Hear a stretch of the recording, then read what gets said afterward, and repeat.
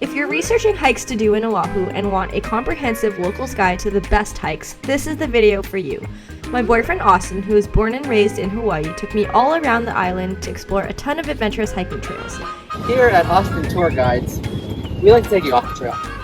Give you a little bit more of a local flavor, a local taste, if you will. So come with me, come along, stay hydrated, kids. Here's a countdown of our top 7 favorite hikes. We're both pretty adventurous and athletic, so we classify ourselves as intermediate hikers, meaning we don't do anything hardcore like steep drop-offs, rock climbing, or overnight backpacking hikes. We don't really like hikes over 8 miles with long gradual ascents, but we do like some light scrambling, lush flora, picturesque viewpoints, and trails that are short and steep. If you like travel and adventure videos like this, please subscribe to my channel. Now with that said, let's kick off the countdown. Coming in at number 7 is the Diamond Head Summit Trail. It's a 1.6 mile round-trip hike that takes you 560 feet from the crater floor to the overlook. This hike is located on the eastern edge of Waikiki's coastline, making it the perfect hike if you're staying in Waikiki. The saucer-shaped crater is a result of an eruption 300,000 years ago. The paved trail was built in 1908 as part of the coastal defense system and takes you through a 225-foot tunnel. At the summit, there are bunkers with breathtaking panoramic views. This was definitely the most touristy hike on the list, but still a must-do. My favorite part was the pineapple Dole Whip at the end. I'm usually super frugal when it comes to food, but I was happy to shell out $7 for this delightful treat. Thank you. How was it? Oh, it's good. Cat's white outfit for the muddiest hike ever. Ehukai pillbox hike is the 6th hike on our list. It's similar to the more popular Lanikai pillbox hike, but it's on the north shore and much less crowded. It's short, steep, shady, and can be extremely muddy, so dress accordingly. Hey there, little vlogger. It's 1.6 miles out and back, and we saw lots of families with muddy young children enjoying the hike. Careful! Oh man, let's do a midway shoe check. Not bad, not bad. Your shirt's still white. Is it? Yeah. The first pillbox gives you a view of the North Shore, including the famous pipeline surf spot. Be sure to check out the inside of the pillbox, which is covered in vibrant graffiti art. Where'd you go? Oh shit! This is way cooler! The trail continues downhill for a bit and takes you to the second pillbox, which has the best views. This one is way better. How would you rate this hike, guys? Solid A. Ooh. Pros and cons? Muddy. Pros? The views. The views. Since you'll already be in the North Shore, you can check out Shark's Cove for some of the best snorkeling on the island and fill up on some delicious garlic shrimp at Giovanni's.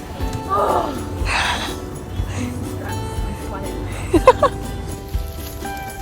god. Shoe check. Shoe check. I think it gained like an inch of lead. Oh my gosh. Damn, it's like brownies. At number 5, we have the Koko Head Trail, which has likely already come up in your research. We're about to do the Koko Head hike, which is basically an endless Stairmaster, and we're trying to beat Caesar's time of 40 minutes to the top. It consists of 1,048 grueling steps to the summit of Koko Head Crater. It's only 0.7 miles to the top, but it felt like an eternity due to the extreme and constant elevation and complete lack of shade. This is some kind of torture. Today I learned that Kat's a monster. She did not take any breaks, except to wait for us. 25 minutes? Pretty good. Do you like this hike? Nope. Special kind of torture. Someone said that they did this in 15 minutes. Who the F did I can believe that, yeah. I guess if you're really fit. I heard someone say they had a friend that did it 3 times today already. Huh? What? Yeah. I never want to do this ever again. I can't even imagine doing this on a hot day. The steep gradient eventually takes you up 990 feet to the top, with panoramic views of Hawaii and Hanauma Bay. Like the first 2 hikes, there are several military bunkers at the top, which were serviced by the Koko Head Railway that transported people and supplies during World War II. Oh my! Yeah, you got it. There you go. Wow. So pull up. Be very careful because the railroad ties that make up the steps are not evenly spaced and are also worn down and slanted. Kat, I'll race you to the bottom. There's a bridge portion halfway up where the ground disappears from under the track, meaning that you can fall through if you miss a step. Oh my god. There's no way I'm doing that. We took the bridge on the way up, but opted for the bypass on the way down. The Makapuu Tide Pools hike is the fourth one on our list and starts with an easy paved path that is shared by the Makapuu Lighthouse Trail. Make sure you check the conditions before going because the trail is quite hazardous and the shoreline where the tide pools are can be subject to unpredictable wave surges, which have claimed many lives. Plan to go at low tide and follow the pink and white markers on the rocks, which will guide you on the way down and up. Make sure you wear proper hiking shoes and not sandals. If the rocky and treacherous terrain is not for you, you can stay on the paved path that takes you to the lighthouse instead. Once you reach the tide pools, you can find a spot to enjoy the view and watch the waves crash onto the shore.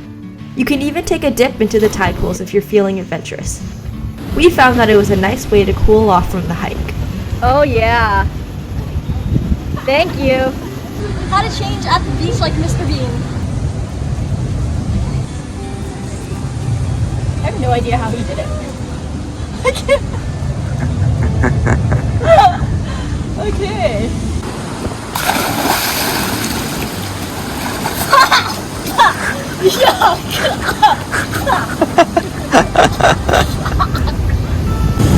feel like I'm gonna touch something slimy. Just be careful where you swim and step, especially when getting out of the tide pools because there are tons of sea urchins and crabs hiding in the cracks. I was really dreading the return trip back up the cliffs because of how steep it was coming down. Pretty steep, man. Yeah, it is. I can't believe we came down all that way. Now we have to go all the way up. Surprisingly, I enjoyed the climb up much more than the trip down and found it easier as well. I also really enjoyed the vibrant green shrubbery along the way.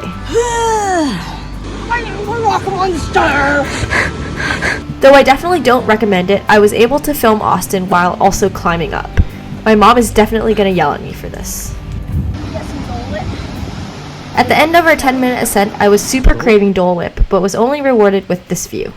I call this dead man's waddle. That wasn't so bad. Our third favorite hike is located on the ridges of eastern Oahu in Hawaii. The start of the hike is all paved, but we stepped off to explore these mini rolling hills and cool views of the houses in the lush valley. Since the hike starts well above sea level, the actual ascent to the epic views is pretty short. It's also a 25-minute drive from Waikiki and around the corner from Koko Head. If your time for hiking is limited, I highly recommend this hike because you get some of the best views with minimal effort. So nice. Make sure to watch your step because the cliffs are very steep and the gravel is also super loose. I spent a few minutes taking in the gorgeous views of Waimanalo Beach and Rabbit Island. Although it's not named after its shape, many people think it looks like a rabbit. It actually used to be a rabbit raising farm, but currently serves as a protected bird sanctuary and a dive site with prime visibility for lobsters, reef sharks, and tiger sharks. Austin and I walked to the right of the main lookout and spent a good 30 minutes exploring the side trails. We also goofed around and got this footage of Austin eating Rabbit Island. These side trails continued onward quite a bit and eventually brought us to another platform that looked super sketchy. We decided to steer clear of it and continued hiking towards the next peak. We spent a total of 2 hours exploring the ridges and called it a day when the wind started picking up and the sun began to set. I had a lot of fun scrambling up the last set of rocks. Not so bad, right? The view at the end was also definitely quite rewarding. If you're only planning to check out the main viewpoint, it should only take about an hour. The hike is 1.5 miles with an elevation gain of 800 feet. This hike overlooking Kaneohe Bay is the second one on our list. It's a 1.7 mile out and back hike with 800 feet of elevation gain. It starts out in a jungle with steep switchbacks that can be slick or muddy depending on the weather. After a little bit of climbing in the jungle, you'll eventually be climbing along the ridge. This is where you'll start to see the impressive views of Kaneohe Bay. Although we don't usually use hiking sticks, we found that they were especially helpful for this hike.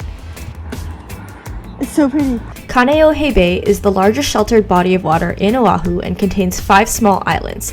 See if you can spot the 2 biggest ones, Chinaman's Hat and Coconut Island. From start to end, the trail can be kind of hard to identify, but look out for bright orange markers that will help guide the way. I could have sworn that the view from every new landing was better than the last. Wow. This is the best.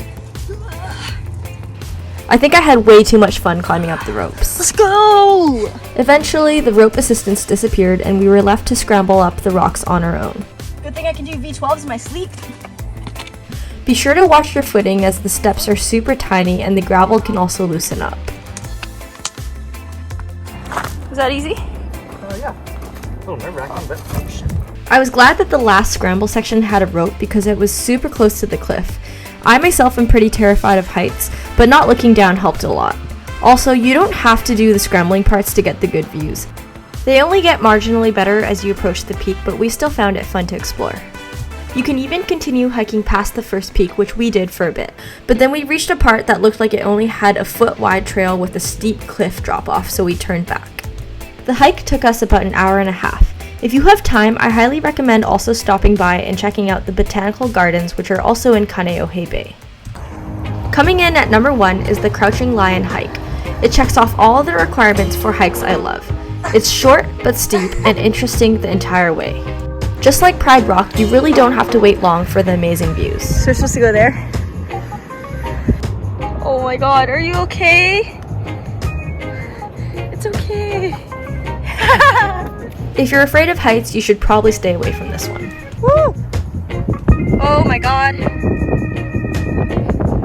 The wind can destabilize you, so watch your step and use your hands if you need to. The other thing I really loved about this hike was that it wasn't crowded at all. We only bumped into 2 other parties while we were there. So green.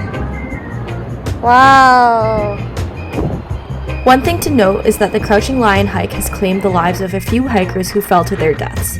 Some people would classify this hike as advanced and one of the most dangerous on the island, so use extreme caution if you do choose to hike, and make sure you have the appropriate gear. We started off this hike with my brother and his girlfriend who had to turn back because they didn't have the appropriate footwear. For all the hikes in this video, I used my La Sportiva trail runners. They're pricey, but I've had them for 5 years and prefer them to hiking boots. Count the mosquito bites. Also, don't forget to bring bug repellent or you'll end up like me. Alright, that's it for the video. If you found it helpful, please subscribe and stay tuned for my Oahu vlog where I'll share my favorite meals and non-hiking activities from my 18-day trip.